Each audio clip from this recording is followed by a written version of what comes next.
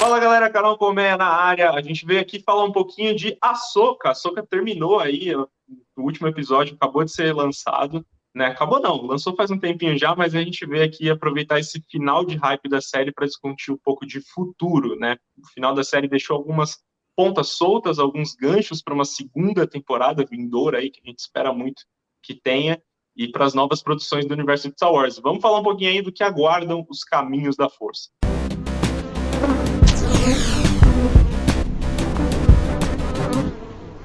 Bom, pessoal, e para hoje aqui eu tô com o meu querido amigo Wallace para falar do futuro de... O Wallace está aqui, no caso, para falar aí do futuro de Ahsoka, né? E, cara, eu queria começar te perguntando, né? Você não assistiu as animações antes de assistir a série. Como foi para você a experiência, assim? Como ficou o saldo final da temporada ali depois que você terminou? E aí, rapaziada, beleza? Galera que tá todo mundo. Espero que esteja todo mundo curtindo a cobertura de Star Wars aqui no Colmeia, porque, na boa, é muito brabo o trabalho que o Gustavo fez aqui durante todos os episódios, a nível de informação, a nível de profundidade. Vamos lá, antes de a gente falar de como foi a minha experiência, a gente precisa deixar claro uma coisa. Pra que Clone Wars foi criada? Pra melhorar o episódio 2. É um dos piores filmes da saga. E Clone Wars foi criado pelo Dave Filoni para que a gente consiga se identificar melhor, entender o que aconteceu ali, a lore de Star Wars, e deu muito certo, né? Clone Wars e Rebels depois deram muito Cara, certo. O Mandoverso, e a Ahsoka tá lá no meio, na prática, essas séries que estão sendo criadas pós episódio 9 são para melhorar o episódio 9, gente. Não tem muito para onde fugir, para melhorar o episódio 9 e para talvez abrir uma possibilidade para o universo de Star Wars caminhar para um caminho da força que não envolva o episódio 9, o fechamento do episódio 9, que de fato foi uma tragédia. Então, dito isso, a minha experiência de ter acompanhado a Ahsoka sem ter visto as animações, eu peguei alguns resumos, né, para entender um pouco mais da história. Eu não fiquei perdido, eu vi alguns resumos, mas para mim ela foi muito boa, mano. Independente do que aconteça, eu não tinha nenhuma ligação com a Sabine, com a Ahsoka, com nenhum dos episódios ali, com os personagens ali. Talvez eu tenha perdido um pouco a sensação, provavelmente, que a galera teve quando viu o Ezra de novo. Sabe? Tipo nossa, assim, isso caraca, esse é o Ezra. Eu imagino que pra quem viu deve ter sido muito brabo. Pra mim foi legal, eu achei maneiro. Mas é tipo um personagem que eu sei que existe e eu tô vendo. Eu acho que eu perdi um pouco dessa sensação, mas a nível de história ela foi muito boa e conseguiu, pra mim, entregar o que eu tava esperando de Ahsoka. Me fez recuperar o amor por Star Wars que tava perdido desde o episódio 9. Pô, que bom, cara. E o que você falou do Ezra é bem interessante também, porque até pra gente, tipo, pô, eu sou muito fã de Rebels, assisti Rebels Clone Wars ali, então pra mim eu tive esse gosto especial de reencontrar esses velhos amigos, mas o melhor dessa temporada, eu acho que ela faz esse serviço, ela tem essa entrega pra gente, mas a temporada ela é muito além disso, né? Ela é muito além do que um fanservice de Star Wars Rebels ali. O Ezra mesmo tá com um personagem bem extra ali, até depois que ele aparece, que ele reencontra a Sabine e a Ahsoka, ele fica como uma figura mais paralela ali às duas, porque no final, toda essa temporada, ela é voltada no conceito de mestre e aprendiz, tanto da Ahsoka com a Anakin, dela com a Sabine, né, o próprio Ezra tem um momento ali que ele cita o Kanan, né, enfim, a gente sente um pouquinho da relação dos dois ali, então queria ouvir um pouco de você aqui, como foi o saldo final da temporada, né? Mas o que eu estou puxando também essa ideia de saldo, para a gente discutir um pouco das pontas soltas que teve ali em Ahsoka, para teorizar um pouco do futuro, né? Porque quando eu falo ponta solta também, eu nem acho que foram ruins, assim, pontos inacabados, mas sim uma margem para a gente desenvolver coisas muito, muito, muito boas no futuro, porque para mim, além do que eu citei de Ahsoka ser sobre relação de mestre, aprendiz, etc., ela também é a demonstração do que o Dave Filoni está fazendo com Star Wars ali, o que ele está guiando no sentido de transformar Star Wars cada vez mais em uma fantasia. A gente está vendo esses caminhos de mitologia de Star Wars mesmo, criaturas mitológicas, planetas, galáxias, como a gente viu aqui em Ahsoka, o planeta Peridian, que tem uma conexão especial ali com a força, a gente ainda está vendo um pouco do desenvolvimento disso, tem as Irmãs da Noite ali no planeta também, e no final a gente tem a imagem ali do Baylan Skoll, né, em cima de 3 estátuas que é o que eu queria puxar aqui pra gente teorizar também. Você sabe quem são aquelas estátuas? Você Não chegou a sei. ver alguma coisa Muito sobre? boa. Não sei. Quem são? Quem são? Maneiro. Cara, aquelas entidades, elas são os deuses, né? Deus, são criaturas que fazem parte dessa mitologia da força, que a gente conhece ali em Clone Wars, no arco de Mortis, do planeta Ah, Mortis. é o pai, a filha e tem a mãe que não aparece, não é? Um negócio desse, não é? Exato, é o pai, a filha e o filho, e tem Hum. uma mãe também que você já puxou, que eu ia chegar lá ainda, mas basicamente a gente tem essas três entidades, né, que representam ali o filho representando o lado sombrio da força, a conexão sombria, a filha o lado da luz, e o pai está sempre no meio dos dois ali para trazer esse equilíbrio, né? Mas tem uma teoria que eu vim estudando para chegar nesse vídeo aqui, que é o que o Baylan Skoll está procurando ali em Peridea, porque desde o começo da temporada ele fala, né, que o que ele está buscando ali não é o poder que o Império quer, não é o poder que os Jedi têm a oferecer, ele quer alguma coisa muito maior, e ele fala uma parada que é chave, que ele fala que ele está indo em busca do início, da onde tudo teve início, né? E no final ali ele está em cima daquela estátua lá que é a estátua do pai e no horizonte a gente vê uma luz emanando ali de alguma montanha, alguma coisa assim. E tem uma teoria rolando aí na internet sobre uma personagem chamada Abeloth, que seria a mãe dessa grande família e desses seres imortais que fazem parte da origem da força, né? E a Abeloth, ela é uma outra entidade que se perdeu no meio do caminho ali, ela foi corrompida pelo poder que a força tinha a oferecer, assim, porque ela não era imortal e ela foi atrás dessa fonte de imortalidade para eu estou resumindo muito a história aqui, tá? Uhum, Porque claro. tipo, uma parada muito longa que tá no Legends de Star Wars, aquela parte que não é mais canônica, né? Mas eles estão resgatando alguns conceitos, e ela vai atrás dessa fonte de poder e tal, para ficar imortal, e ela acaba sendo corrompida. É então que o pai e os filhos, eles exilam ela em algum planeta de alguma galáxia desconhecida, que a gente não conhecia até então. Até tem algumas pistas disso lá no Legends, mas aqui eles estão fazendo diferente. Tipo, Peridea não é citado ali, enfim, é outra coisa. Mas tem-se essa teoria de que, afinal, o que o Baylan Skoll está indo atrás é dessa criatura, desse chamado da Abeloth que passou aí durante esse tempo se comunicando, né, no próprio Legend Star Wars, ela se comunica com outros usuários da força, porque ela está buscando ali um corpo, alguém em quem ela possa reencarnar, né, em Legal, quem ela cara. possa Maneiro. ressurgir. E, E a cara, gente. isso E até pegando isso que você falou, muito do Legends, né? É uma parada que me ficou muito forte na cabeça. Na hora que tem uma cena, logo na chegada a Peridea, que o Baylan Skoll ele fala com a Shin, né? Que é a uhum, aprendiz dele, que ele fala. Que ele tá meio pensativo, assim, ela pergunta pra ele o que foi, e ele fala: eu, lendas estão virando verdade. E eu achei que aquela tá, frase, se você trouxer para o inglês, ele usa a palavra legend. Legend can be true, can Legend, become true. perfeito. E para mim, para mim aquele comentário do Baylan, ele é 100% para os fãs. Que ele tá, Uhum, cara, o Dave Filoni, ele disse ali naquela frase esta outra galáxia que eu trouxe você, eu tirei você lá da galáxia de Star Wars normal, trouxe você para uma outra uhum. galáxia e o primeiro planeta que eu te apresentei é Peridea. Aqui nesta galáxia, o Legends, aqueles livros, aqueles Estão jogos, aquilo pegando tudo esses conceitos retomando, estão se tornando vão ser realidade. começadas a criar daqui. É daqui que a gente vai começar a trazer. Então eu achei isso de uma genialidade tão grande, assim. Por isso que eu acho que essas Uhum, teorias, todas elas, eu já estou partindo do princípio que são possíveis de serem trazidas uhum. à tona. Porque é isso, depois dessa frase, que na prática ela é uma frase perdida no meio de um episódio longo, que é só uma mini frase, ela quis dizer 100% isso, é um recado pro fã. Perfeito, né?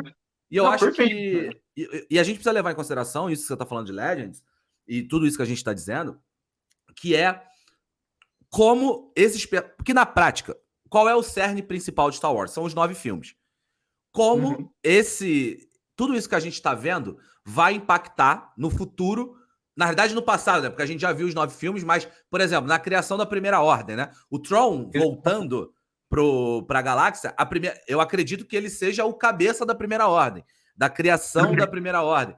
Mas como isso vai impactar onde está a Ahsoka, onde está o uhum. Baylan, onde está a Abeloth, que essa teoria que você está trazendo, é tudo muito complexo, né? Da onde a gente vai ver isso tudo, mas parece pelo menos a minha opinião, parece do caralho, assim, tudo que a gente tá vendo. até agora, parece que está melhorando de fato o canon. Não, total. Todo esse mando verso aí, né? Porque a primeira série foi o Mandalorian, mas tá sendo construído ali para preencher esse caminho vazio ali entre o episódio 6 e o episódio 7, né? O Retorno do Jedi e o Despertar da Força. Que a gente simplesmente não tem, assim, um grande contexto ali no episódio 7, né? Simplesmente, ok, temos uma nova força mundial ali, um novo império autoritário e a galáxia está desmontada de novo. Mas a gente está vendo todo esse desenvolvimento, o desenvolvimento da Nova República, né, se deteriorando, e, enfim, temos essa conexão e também tem, eu acho que muito disso que você falou é o que eu comentei lá no início, é a intenção do Dave Filoni de o que fazer com Star Wars daqui para frente. E esse fato dele estar transformando isso em uma grande fantasia, do tipo, antes a gente tinha ali, pô, Luke, a força é um conceito abstrato, ela continua sendo um conceito tanto rico quanto abstrato hoje em dia, e eu acho que é isso que faz ela ser um conceito tão legal, mas ele traz muitas dessas coisas, cara, nas animações e agora trazendo para o live action, mostra para mim que a verdadeira intenção é trazer esse novo momento para Star Wars, fazer com que tipo, tudo seja esse mundo fantástico, sabe? Trazer essa mitologia da força, né? A gente estamos falando das séries aqui, mas falando de cinema, por exemplo, a gente tem 3 filmes para sair. Então tem o filme da Rey, para continuar ali a história após o episódio 9, que vai ser um filme onde ela vai construir uma nova ordem. Ali a gente não tem muita informação ainda, mas é basicamente para continuar a história da personagem.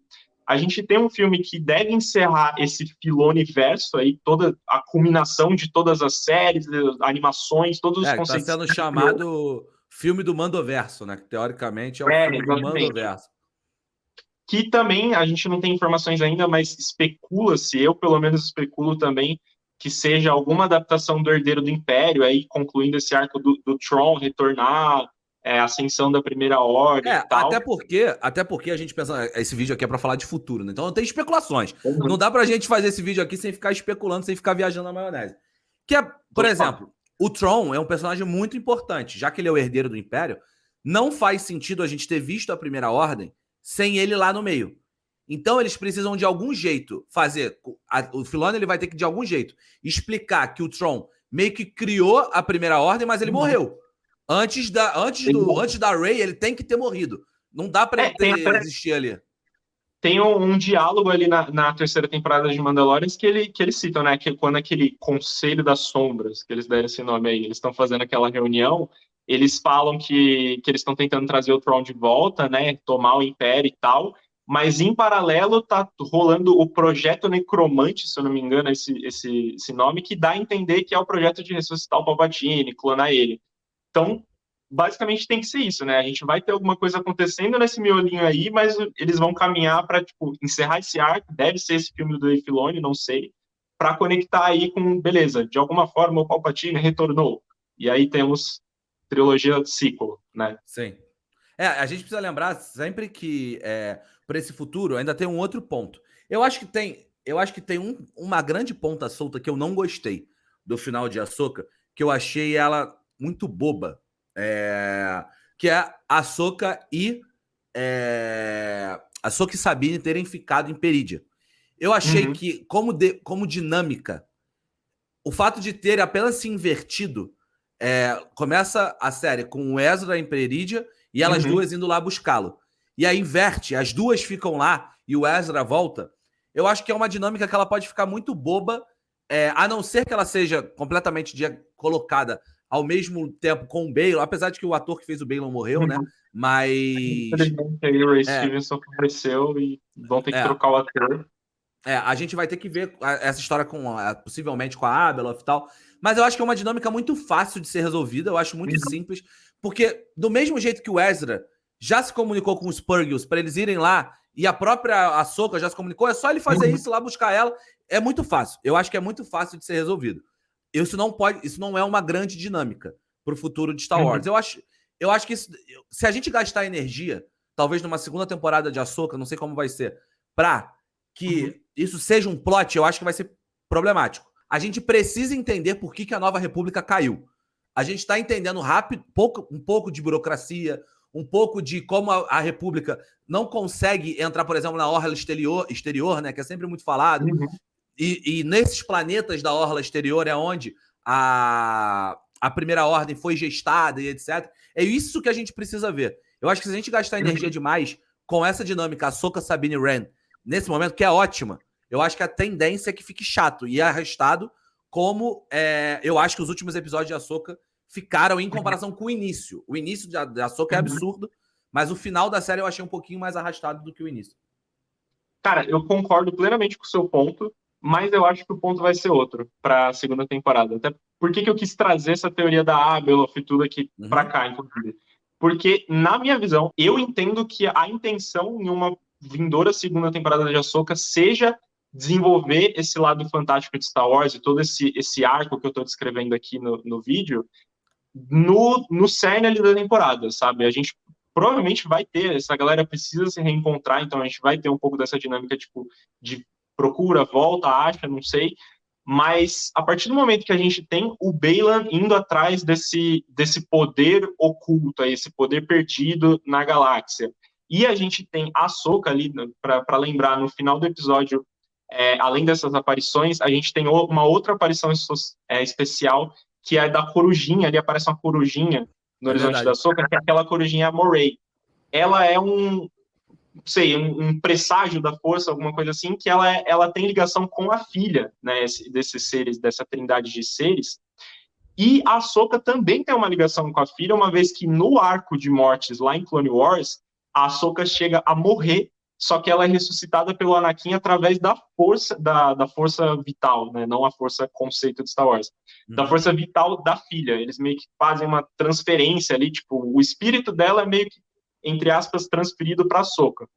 Então também existe a teoria de que a Ahsoka possa ter se tornado, sei lá, uma entidade, alguma coisa que tem a ver, porque se você reolhar lá a cena das estátuas que aparecem no Baylan, a gente tem a estátua do pai, a gente tem a estátua do filho, mas a da filha tá quebrada, tá com a cabeça quebrada. E isso é, se eu não me engano, imediatamente antes ou depois da aparição da Moray ali, da corujinha, sabe?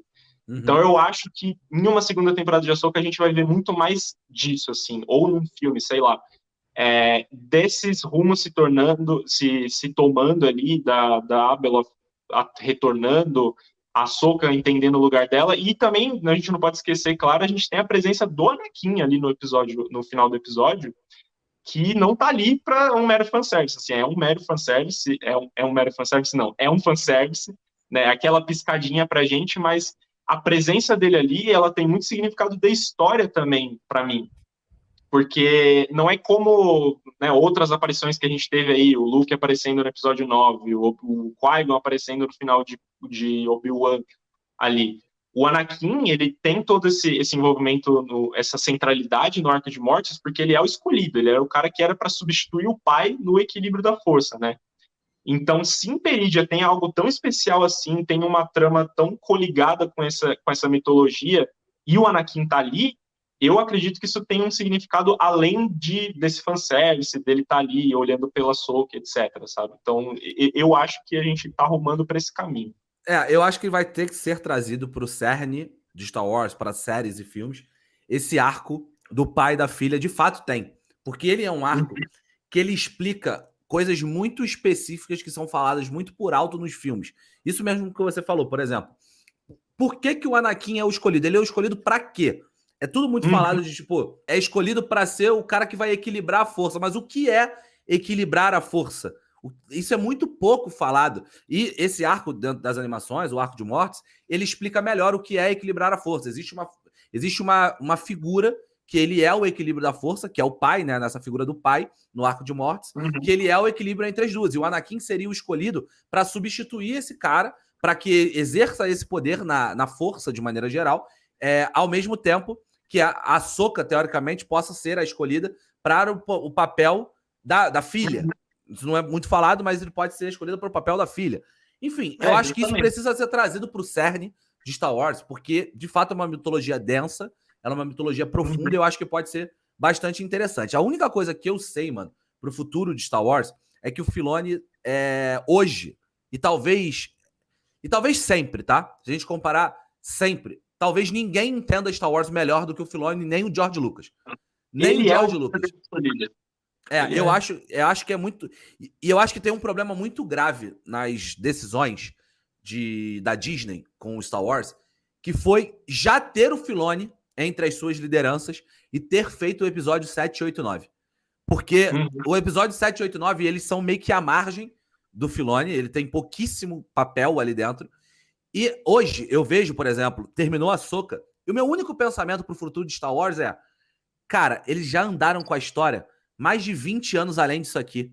Não vai dar nem como a Ahsoka ser a protagonista da trilogia sequel. Porque a verdade é que o Dave Filoni fez tão bem tudo que ele tem feito agora, que a grande protagonista de Star Wars pós-Anakin é a Ahsoka.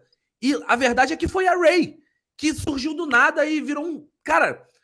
mal desenvolvido, mal, tipo, cara... Só que o que faz agora? O Luke tá morto, a Leia tá morta, tá todo mundo morto, né? O Kylo Ren já tá aí, a Rey já tá aí, não dá mais pra fazer. Então, eu fico feliz que o Dave Filoni esteja por aí, porque eu acho que ele ele tá tentando resolver tudo o que aconteceu entre episódio 1 e 9, mas eu acho que mais do que isso, o futuro de Star Wars pós episódio 9, na mão do Filoni, tem tudo para ser muito melhor do que a gente viu desde 2005 até 2020, que é entre episódio 3, né, Vingança dos Sith, e o episódio 9. Mas veremos como é que vai ser.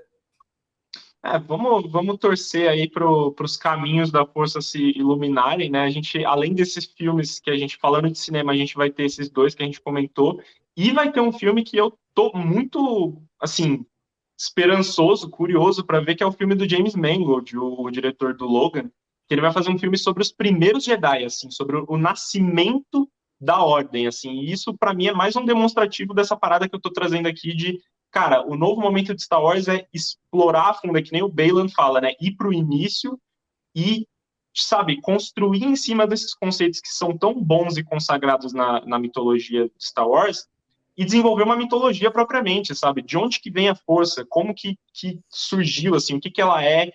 Os Jedi, pô, o James Mangold está falando que ele vai fazer um épico bíblico sobre os Jedi, sabe? Tipo, que coisa mais poderosa que isso, sabe? Até pra gente poder se livrar dos Skywalker, né? A verdade é essa.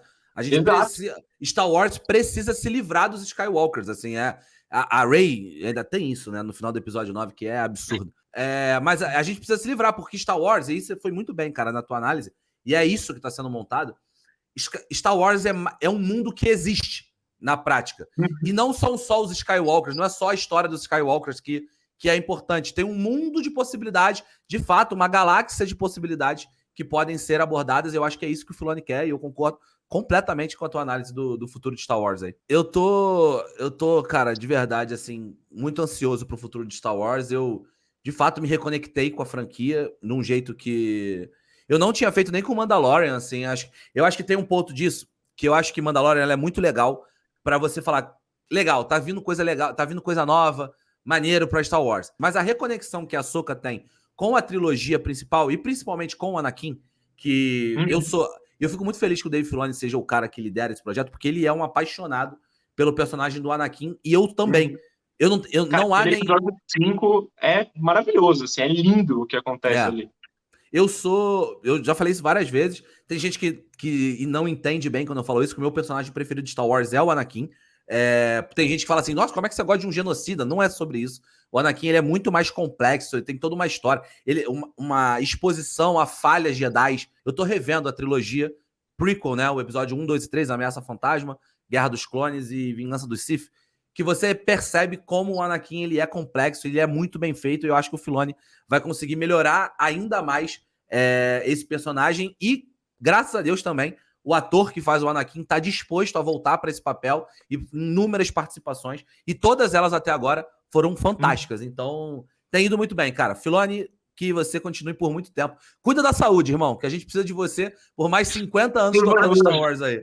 É isso, galera. Se você comenta aqui embaixo para a gente saber também o que você está achando desse novo momento de Star Wars aí, quais são as suas expectativas para o futuro. Não esquece também de se inscrever no canal para ter acesso aos nossos próximos conteúdos. Deixa o like aí para ajudar na divulgação do vídeo, e a gente se vê numa galáxia muito, muito distante. Valeu!